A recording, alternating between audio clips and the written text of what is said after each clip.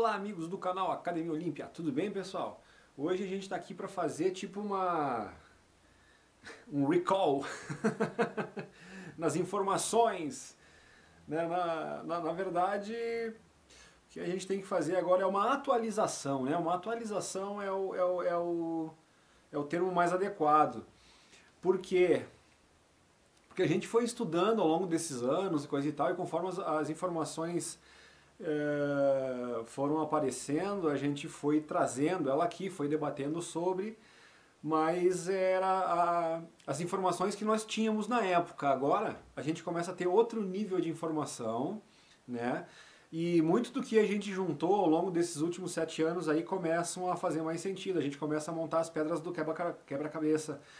E algumas coisas que eu tinha publicado já aqui no nosso canal em relação a Nibiru, primeiro eu fiz os vídeos falando de Nibiru, que Nibiru existia e que devia estar estourando por aí. Aí depois nós tivemos novas informações, né? Aí teve aquele papo lá dos outros linguistas que eles refutaram algumas coisas que o Zecharia Sitchin tinha escrito nos livros dele, né? Esses outros escritores, o Federico Lara Peinado colocou algumas coisas, né, que o Zecharia não teria tirado dos livros, e algumas coisas ele teria acrescentado por conta própria, tipo um novelista que fez uma novela em cima de alguns fatos que lá estavam. E eu me lembro que na época a gente fez esse review sobre essas coisas, né? Sobre o que esses escritores aí estavam diferenciando, e aí tinha uma diferença de, digamos assim, incentivo da mídia, ou seja, enquanto eles endeusavam o Zecharia Sitchin, eles meio que menosprezavam o Federico Lara Peinado, e o outro lá que me fugiu o nome agora também, que eram dois que falavam contra, né? Ou melhor, que eles também tiveram acesso às escrituras lá, tudo, em os tabletes de escrita cuneiforme, no caso, né, lá, mas que falaram que muita coisa que era mencionada nos livros do Zecharia Sitchin eles não tinham encontrado. E quando existia aquelas conferências de imprensa, aquelas coisas, e o pessoal ia lá e questionava o Zecharia Sitchin em relação de qual parte ele tinha extraído aqueles textos, rolava assim um climão, o Zecharia não gostava, chegou um ponto que ele começou a só fazer entrevistas, assim, coisa e tal, se não fosse mencionado essas coisas, então tinha alguma coisa muito errada por ali, né?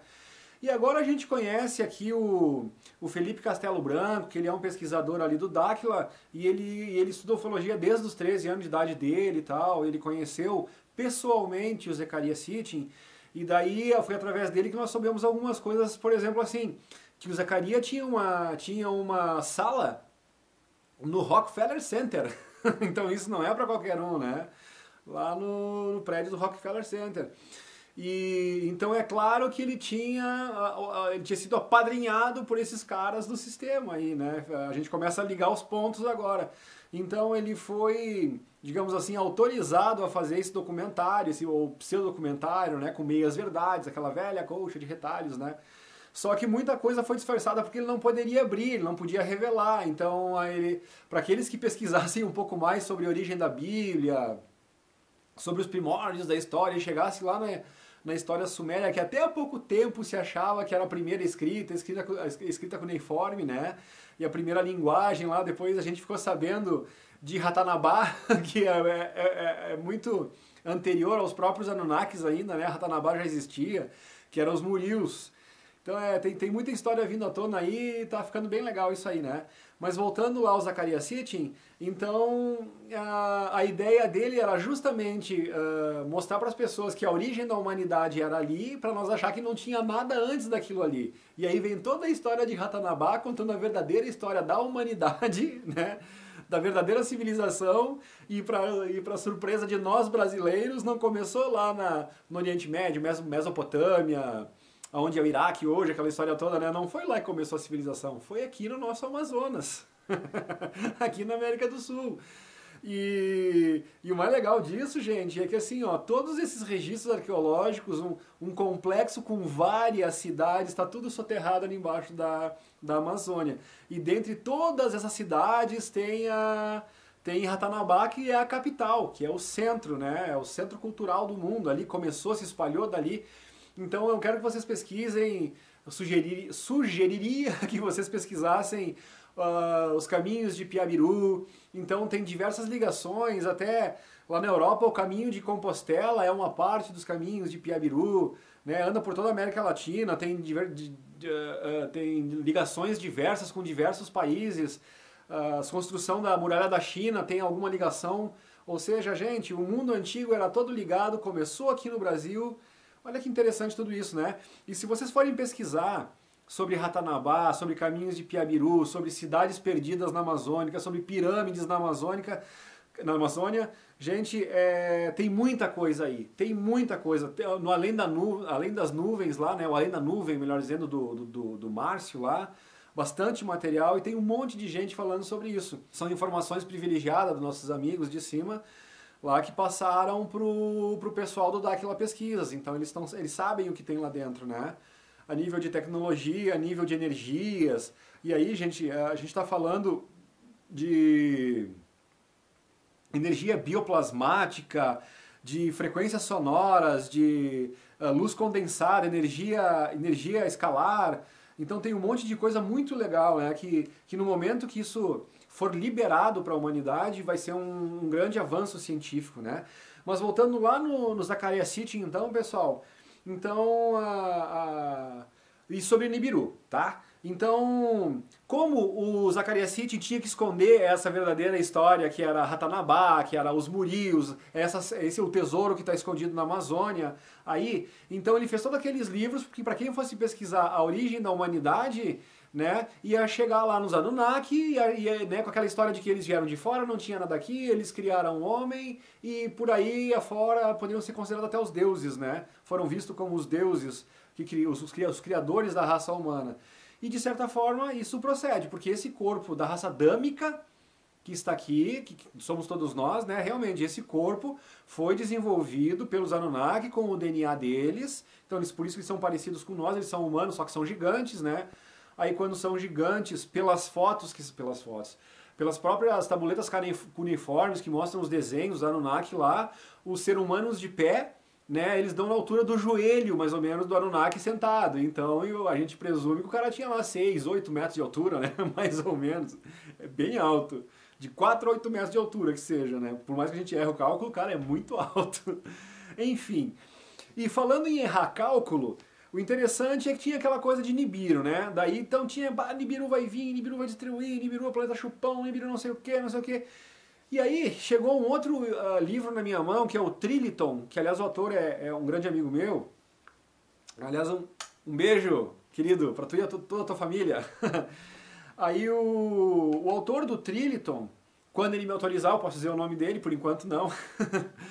Ele pegou assim dos livros de Nibiru, dos relatos de Nibiru, nos livros do Zacarias Sitchin, lá, Memórias de um Deus Extraterrestre, que conta de quanto em quanto tempo passava, e ele dá as datas lá, os anchars, né, aquela coisa toda, e que são as unidades de tempo que eles mediam. E aí o cara se empenhou nisso, fez diversos cálculos lá, e tinham duas referências que ele podia partir como um pressuposto de a data que o Nibiru tinha passado aqui, né, passado por aqui. Aí somando disso, aquela órbita de 3.600 anos que ele tem, foi calculado as duas possíveis voltas de Nibiru, né, as duas possíveis voltas de Nibiru. E pelos cálculos dele, nenhuma delas se aproximaria deste momento. A mais próxima estaria a mais de 1000 anos, né? No entanto, as novas informações que vêm agora, com esse pessoal que está pesquisando, inclusive que eles já, através do telescópio, eles detectaram essa vinda de Nibiru. Aliás, em 2012 ele já passou perto da gente, e agora ele está fazendo a volta e ele está voltando. Então quando passou, ele passou um pouco mais deslocado, e agora na volta dele, aí ele vai voltar por cima da nossa cabeça. Daí parece que ele vai ser visível, vai chegar um ponto que vai ser visível a olho nu, e realmente, pelo que a gente está podendo concluir, né, trata-se realmente do segundo sol da música do Nando Reis e da Cássia Eller, né? Quando o segundo sol chegar para realinhar as órbitas dos planetas, derrubando com assombro exemplar. E aí vai, né? E tu vê como esse pessoal, ligando as músicas, né? Tu vê que eles têm informação, eles sabiam de alguma coisa. Eternas Ondas, do Zé Ramalho, é outra, né? Será que ele estava se referindo a essas ondas moduladoras que estão chegando agora e tá bagunçando tudo? Como é que ele começa a música lá? Quanto tempo temos antes de voltarem aquelas ondas? Será que ele estava se referindo a essas ondas que estão voltando agora? Então vê que o conhecimento está por aí já há bastante tempo e as pessoas vêm tentando sutilmente, né, incutir na nossa cabeça a ideia de que, meu, tem algo a mais por aí, né? Mas às vezes parece romantismo, ficção, né? Enfim, e não, gente, tem um grande cunho de realidade, né? Mas voltando lá, então essas datas que ele calculou, evidentemente, como partiram, não é que ele tenha feito os cálculos errados, ele fez os cálculos corretos, ele fez e refez os cálculos antes de publicar isso no livro. O problema é que as datas dadas para referência desse cálculo do Zakariassy é que estavam erradas. Talvez justamente para causar essa confusão toda na nossa cabeça e nós achar que não tem, que é o que... É sempre assim, eles querem que a gente pense que não é o que é, e eles querem que a gente pense que é o que não é. Então vira uma confusão, é uma loucura. Mas cruzando informações, estudando, a gente vai galgando os degrauzinhos, né? E em determinado momento a coisa vai se esclarecendo, gente. Então, ó, por exemplo, a confirmação, né, do Samuel Noah Kramer e do Federico Lara Peinado, lembrei o nome do outro cara, que é o Samuel Noah Kramer, eles também tiveram acesso a essas tabuletas cuneiformes e disseram que, olha, que muita coisa que o Zakariassy tinha escrito nos livros dele era um romance, ele ficou mais como um romancista, um novelista, né?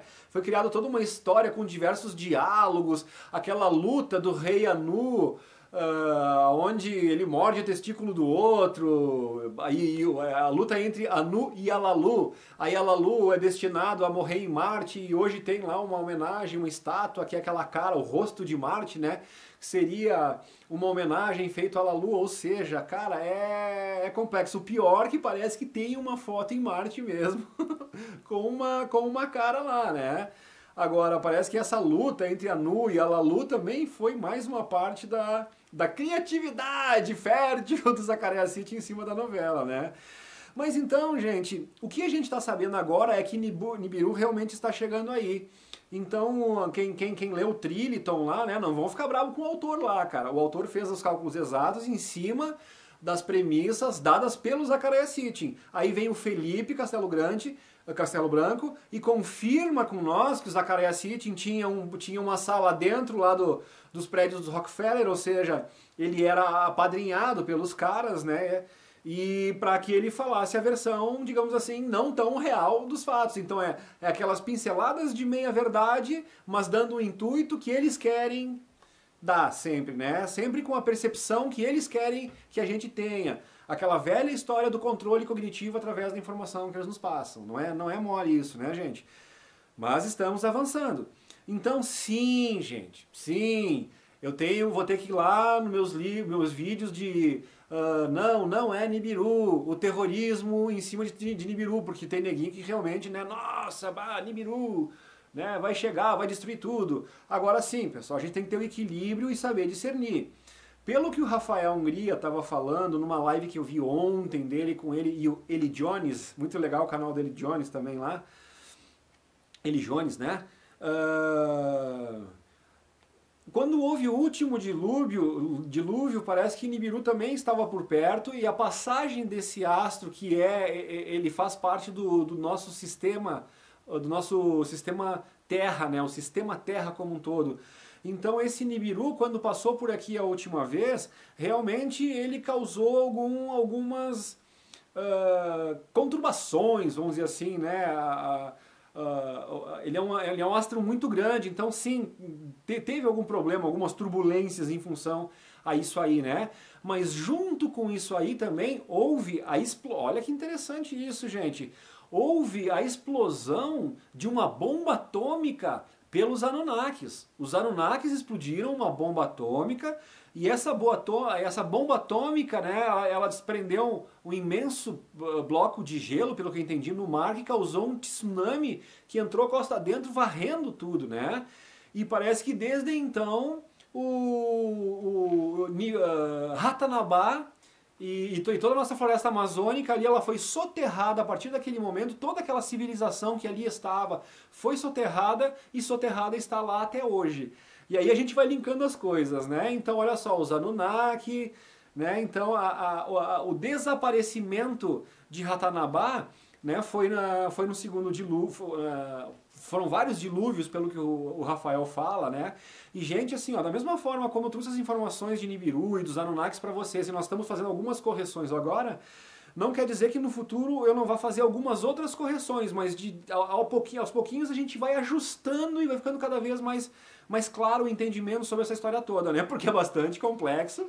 Pra gente que não sabia de nada disso, nem imaginava da existência de Anunnaki, nem de Nibiru, muito menos de Ratanabá, né, que é o centro do mundo, na verdade, o centro do universo não, do mundo, do nosso sistema Terra, e que começou tudo há 450 milhões de anos atrás, aqui no Amazonas, né? Quando tu vai falar em um povo que viveu aqui há 450 milhões de anos e que as cidades deles ainda estão aí intactas, só que soterradas, é difícil da gente entender isso, é difícil da gente aceitar. Só que, cara, os vestígios estão aí, as construções estão aí, né? E muita gente diz, tá, mas e aí, quem é que tá falando sobre isso? Onde é quem descobriu isso? Pois é, gente, aí dá mais orgulho de ser brasileiro ainda, né? Porque quem descobriu isso foi o pessoal daqui do Brasil, né? Então, o pessoal do Pesquisas Dáquila, a qual Urandir Fernandes de Oliveira é o presidente, então foram eles, né, que receberam orientações dos nossos amigos, nossos parceiros, né, que vêm nos instruindo as coisas lá, vem passando informações para eles já há mais de 30 anos, eles são com o Urandir aí desde que ele foi a criança, né, ele conta a história muito, né, do contato dele desde criança, então ele foi sendo preparado. Não é qualquer um, né, gente, que tem a condição de receber uma missão dessas, de descobrir tudo isso aí e revelar para o mundo. E não é brinquedo, não é sopa isso. Então olha a responsabilidade do cara, né? E é um grande professor que está nos ensinando muitas coisas, né? Então é isso aí, um grande professor, aliás, o pessoal todo do Dáquila são grandes professores, né? Quando eu chamo o Felipe de cientista e boto nos vídeos, cientista do Dáquila informando, ele vai lá e diz, não, tire cientista e bota pesquisador. Agora eu não sei se porque também o nome cientista tá tão atrelado às coisas erradas e às mentiras que eles estão falando que talvez seja isso, né? Porque para mim, os verdadeiros cientistas que estão mostrando a verdadeira ciência é o pessoal do Dáquila. Mas acho que por uma razão de humildade, né, dos caras, eles não estão aqui para fazer marketing pessoal, nada. Eles estão aqui para mostrar essas coisas para a humanidade crescer, para a humanidade conseguir sair da escravidão. Então é muito mais do que a questão pessoal, né? Aí a gente vê o nível de altruísmo dessas pessoas e quem sabe a gente consegue aprender alguma coisa com eles, né? Alguma coisa além das histórias, das questões arqueológicas, mas da questão pessoal, de como proceder, de como melhorar esse mundo, né, gente? Então é melhorar em todos os aspectos, né? Então, pessoal, é isso aí. Ratanabá está ali, foi descoberta por eles. Essa coisa é tão séria, tão grave, que quando eles descobriram isso em 2000, 2002 lá, e tentaram contar para o mundo, eles foram chamar quem? Foram fazer a coisa certa. Foram chamar o departamento responsável aqui no Brasil por esse tipo de coisa, que é o tal do IFAM. Só que aí, né, eles vão descobrindo a realidade do mundo político, né? Então veio a ordem de cima, sabe-se lá da onde, ou melhor, hoje a gente sabe, né? Mas naquela época, não sei se eles já sabiam disso, veio a ordem de cima, fecha tudo, proíbe as pesquisas, não deixa mais ninguém entrar e me dá aqui os artefatos. Então parece que mais de 40 mil artefatos que foram, se eu não estou errando o número, que foram descobertos lá. O que foi apresentado para o público foi meia dúzia de cacareco de porcelana que não tem nada a ver com o material visto pela equipe do Durandir lá e as fotos que eles tiraram. Então a pergunta que ficou artefatos em prata, em ouro, muita coisa assim, né? Onde estão esses artefatos? Onde foram parar? Para onde foram levados? Porque os artefatos que foram apresentados para a sociedade, né, pelo IPHAN, não tem nada a ver com as fotos que o pessoal do Dáquila tem, que foi registrado, ou seja, onde é que estão aqueles objetos que foram fotografados? Né? Não fosse as fotos tiradas pelo pessoal do Dáquila lá dos artefatos, como é que eles iam provar que eles tinham encontrado objetos lá dentro? E, então vocês estão dizendo que o pessoal do Dáquila descobriu o Ratanabá. Sim, mas assim, ó, como é que eles descobriram o Ratanabá se Ratanabá está soterrado? Porque eles têm a informação das coordenadas de onde está Ratanabá. Mas para comprovar isso, eles encontraram umas das entradas que levam a Ratanabá. Só que essa entrada é um complexo de túneis e galerias, muitas subterrâneas, então não é bem assim chegar lá, mas o pessoal do Dáquila sabe onde é a localização, por causa da informação que eles têm dos nossos amigos, né? Então, assim, só que eles nem ficam garganteando muito isso, né, falando muito sobre isso. Eles vão se atendo a mostrar para as pessoas todos os registros arqueológicos visíveis que tem lá. Então, as pirâmides da Amazônia, o forte, a relação entre vários fortes no formato de estrela que tem ao redor do planeta, e aí tu vai ligando com os caminhos de Piabiru, e tu vai ligando os formatos dos fortes, né, o mesmo tipo de construção, a datação desses fortes, que é coisa muito mais antiga do que se coloca, aí tu faz uma ligação aqui com as missões, né, aqui no sul, no Rio Grande do Sul, aqui, onde os jesuítas vieram aqui, demoliram as construções originais e construíram igrejas, né, do estilo romano, assim, europeu daquela época lá, quando os jesuítas chegaram aqui, para esconder aquela verdadeira arqueologia que existia ali. Só que quando tu vai buscar submerso, ou submerso não, submerso na terra, no caso ali, né? Os pilares dessas construções, tu vê que o pilar é uma coisa e a construção da base para cima é outra. Tu vê que tem uma diferença de arquitetura ali. Então foi o desespero dos jesuítas de esconder, né? Por quê? Porque sempre os jesuítas, né, Vaticano, controle, poder, a gente já ligou todas essas coisas aqui, o pessoal já sabe. Então, para nós não perder muito foco, vamos ficar nessa questão Ratanabá, Nibiru, Anunnakis, né? Então é isso, gente. Olha só as informações todas que vão chegando pra gente, né? Então, as retificações que nós temos que fazer aqui que então Nibiru sim está chegando aqui agora, né? Agora teria que, de repente, numa outra live que a gente fizer com o Felipe Castelo Branco aqui, a gente pode perguntar mais para ele. Então, quer dizer que é uma somatória de novo, porque parece que Nibiru é uma coisa e as ondas moduladoras são outras, né? E então nós estamos vivendo um momento, aí vai ficar a pergunta que a gente pode fazer, estamos chegando um momento onde está juntando a passagem de Nibiru e ela está coincidindo com essas ondas moduladoras e nesse contexto de soma de energia suficientes para chacoalhar o nosso planeta que vem a previsão dessas, digamos assim, turbulências que virão por aí, esses vulcões que estão explodindo, né, entrando em erupção, terremotos que vêm acontecendo cada vez mais, e essa questão da fase negativa da onda moduladora, né, que nós começamos a descer, e parece que essa é a fase pior para o planeta Terra, né, porque até ali 2018 nós estávamos na onda moduladora positiva, então a gente teve movimentos, mas não foi nada muito ruim. 2018 ficamos na crista, na fase neutra dessa onda moduladora, e agora de 2019 em diante a gente começa a descer. Então nessa descida a gente já começou a ver as coisas, e a previsão dessa descida da onda, elas não são assim muito animadoras no sentido de vai dar tudo certo. Não, parece que chacoalha um pouco demais e sim, mexe com o planeta.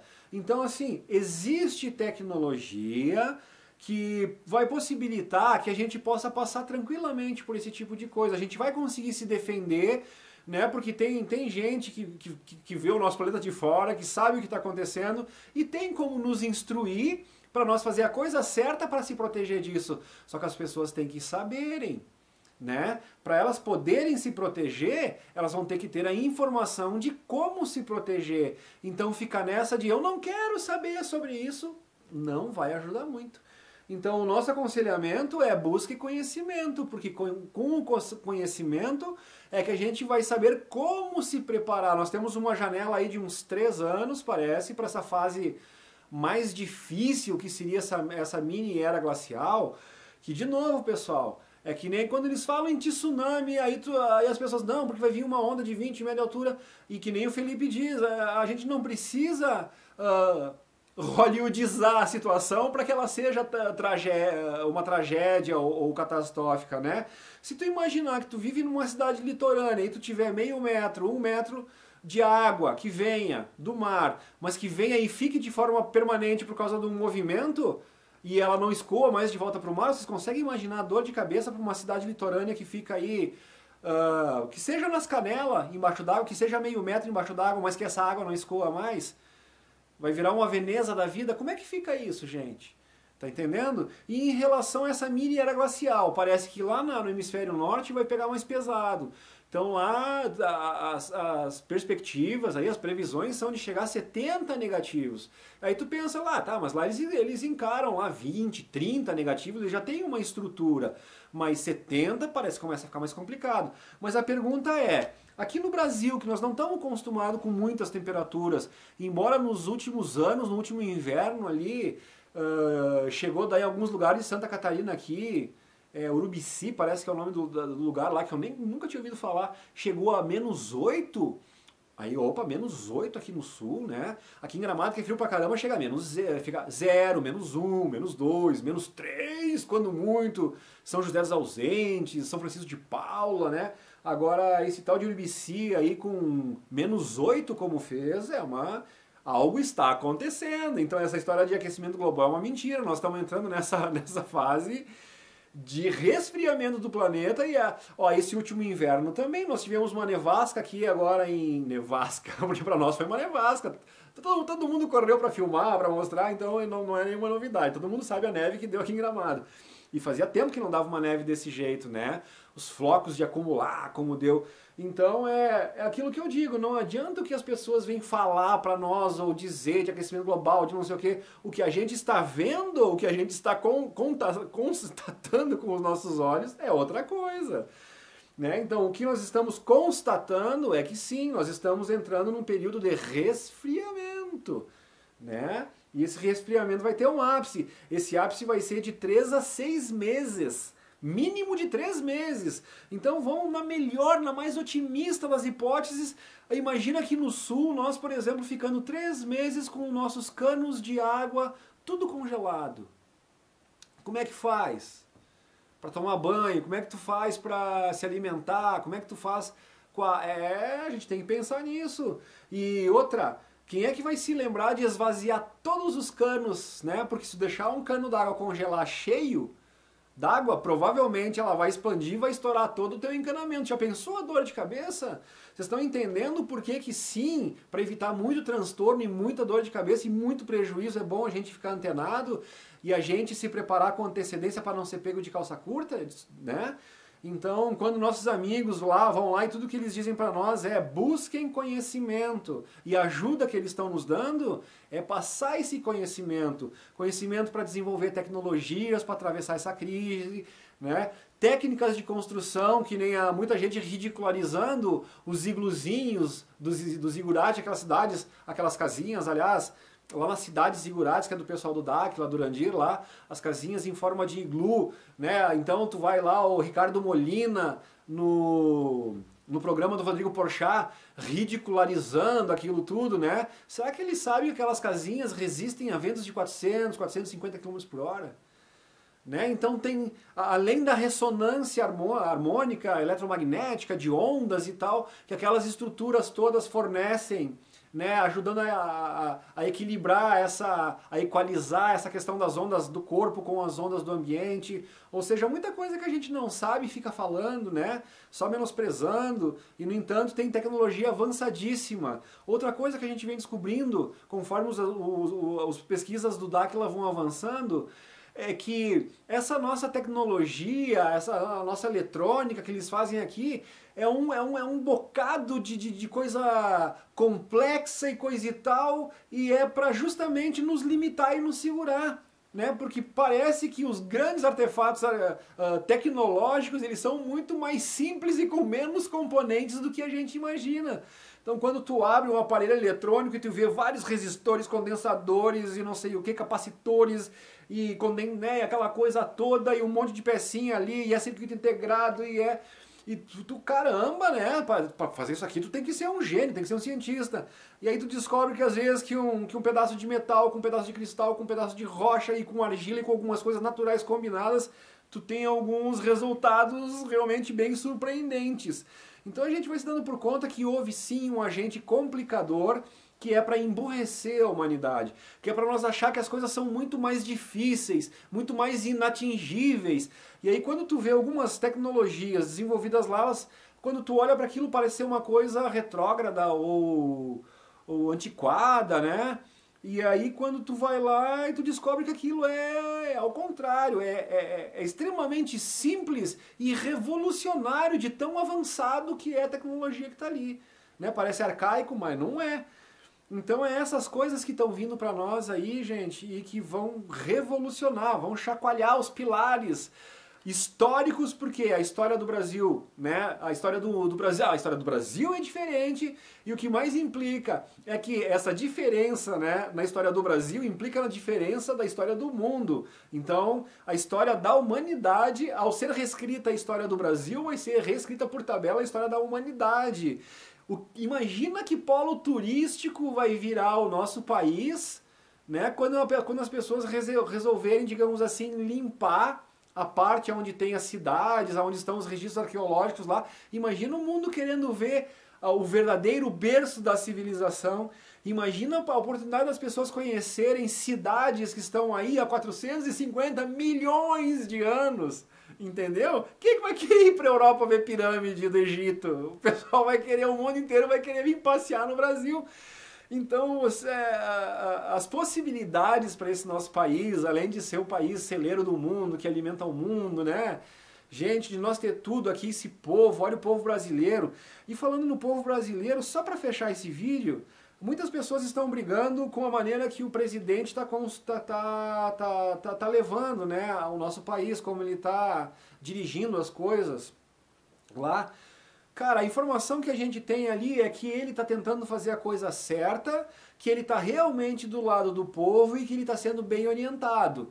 Né? Então ele está indo a passos lentos, estrategicamente, então aos olhos do pessoal mais impetuoso ele está sendo...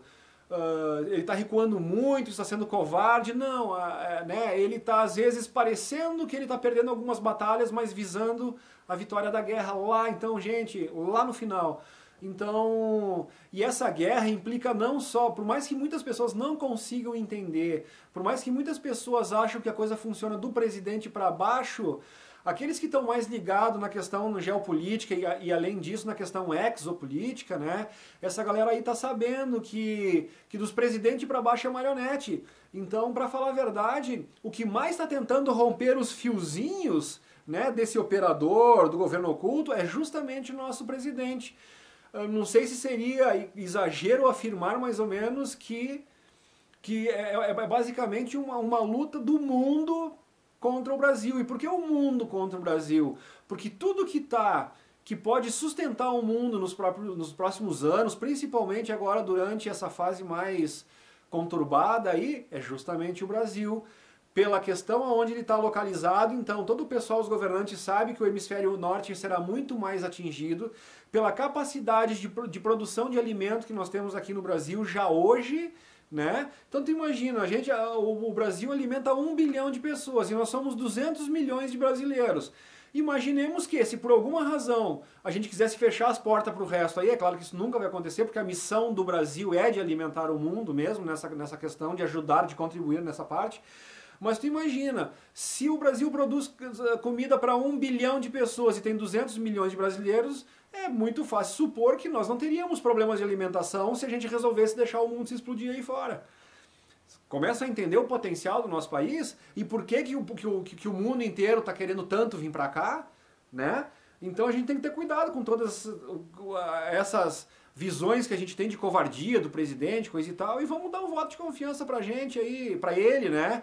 Vamos visualizar no que a gente puder mentalizar um país melhor, a gente bota o foco num país melhor, a gente bota o foco em como a gente gostaria de que ele fosse, né? Mas olhando na realidade de como ele é. Então cabe nós sermos agentes dessa transformação. É isso que a gente tem que fazer, cada um à sua maneira, alguns correndo atrás de informação e tentando divulgar para os outros, que nem eu faço. Então talvez, considerando que a gente está numa guerra de informação e que o fato das pessoas estarem conscientes dessas novas verdades que estão vindo à tona em relação a Ratanabá, aos Anunnaki, quem são os governadores do mundo e tal, eu acho que a consciência disso é o primeiro passo para a gente começar a articular a mudança.